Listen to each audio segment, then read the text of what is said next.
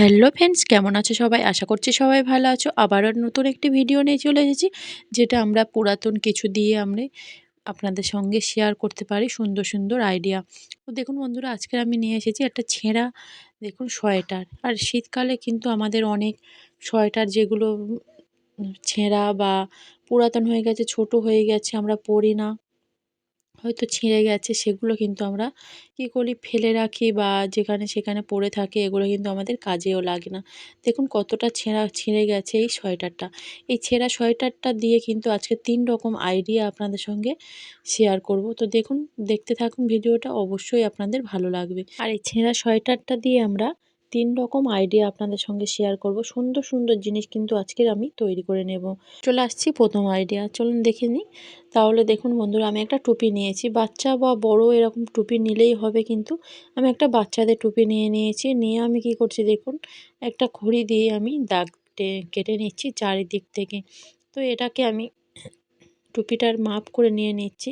আমি এক সাইড ধরে দিয়ে নিয়ে নিচ্ছি, কেননা এক সাইডে এটা জোড়া মুখ থাকবে, আমার কিন্তু একদিকটা কাটতে হবে না। আর এটাকে আমি রাউন্ড শেপ করে নেব। টুপির যেমন দেখুন রাউন্ড শেপটা হয়ে আছে, সেরকমভাবে আমি হাতে একটু রাউন্ড শেপটা দিয়ে দিচ্ছি। দেখুন এইভাবে রাউন্ড শেপ করে নেব। নিয়ে কিন্তু আমি সুন্দর করে এটা কেটে নেব। আমার কিন্তু আর কিছু করতে হবে না, এটা শুধুমাত্র কেটে নিলেই হয়ে যাবে। তো কেটে নিচ্ছি এটা। দেখুন ভিডিওটা ভালো লাগলে অবশ্যই চ্যানেলটি সাবস্ক্রাইব করে পাশে থাকবেন। আর দেখুন বন্ধুরা, কেটে নিয়েছি আর এটা উল্টিয়ে নিলাম।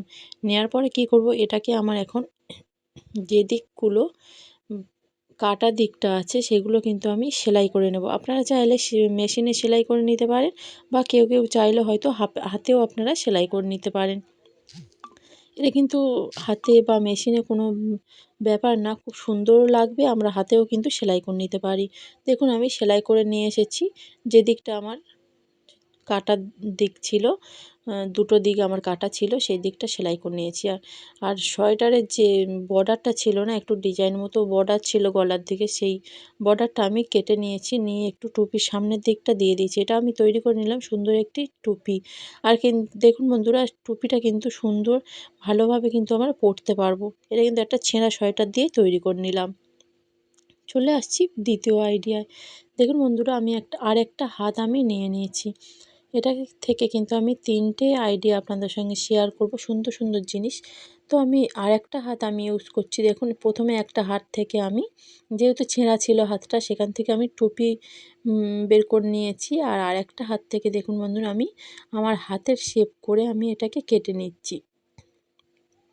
আবারও আমি একদিক থেকে কেটে নিচ্ছি, কেননা একদিক থেকে কাটলে কী হবে, আমার তো এখানে একটু সরু অংশ আমার মাপ ঠিক আছে।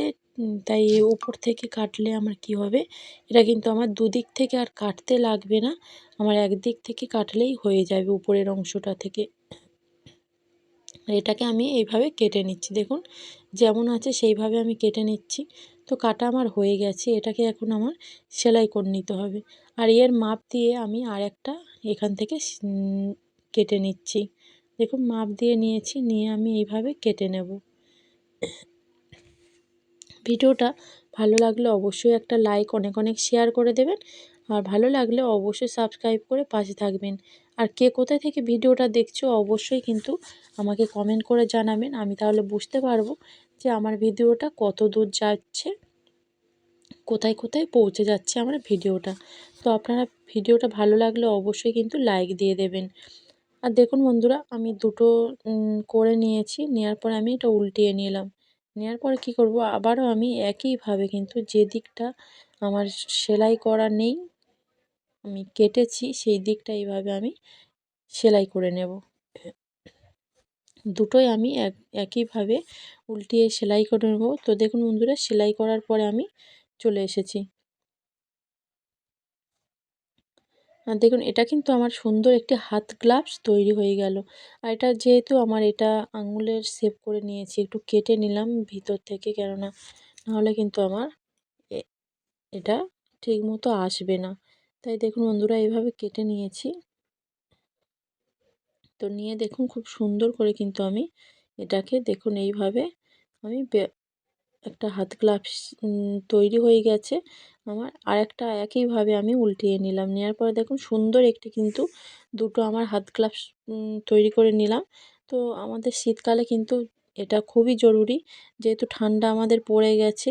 আর অনেক শীত পড়লে কিন্তু আমাদের এরকম হাত গ্লাভস আমরা বাজার থেকে কিনে আনতে হয়।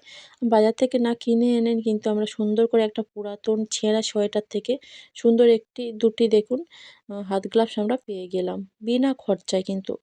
দেখুন একটু সেলাই করে নিলেই কিন্তু, একটু বুদ্ধি খাটিয়ে চললে কিন্তু আমাদের সুন্দর সুন্দর জিনিস তৈরি করে নিতে পারলাম। চলে আসছি পরবর্তী আইডিয়ায়।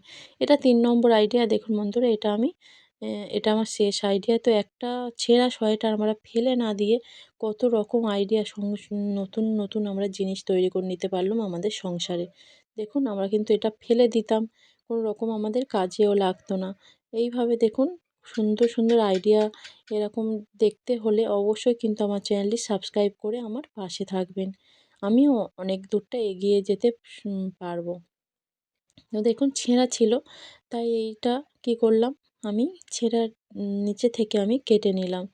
কাটার পরে কী করব, যেহেতু একটু লম্বা চওড়া হয়ে যাচ্ছে, তাই আমি দেখুন এখান থেকে আমি এটাকে কেটে দিচ্ছি।